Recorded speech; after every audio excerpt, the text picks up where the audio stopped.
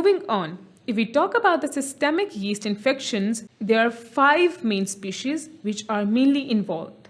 These are Histoplasma capsulatum, Histoplasma duboisii, Blastomyces dermatitidis, Coccidioides immitis, and Paracoccidioides brasiliensis.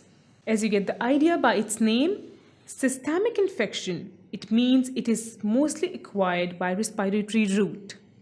These infections are majorly acquired by respiratory route and affects various viscera of our body. That is why it is called as systemic infections. However, in patients with reduced cell-mediated immunity, many severe diseases are also seen.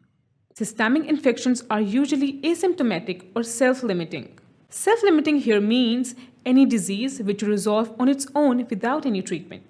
Well, pulmonary or cutaneous infections may disseminate in infants or immunocompromised patients, which will cause severe illness.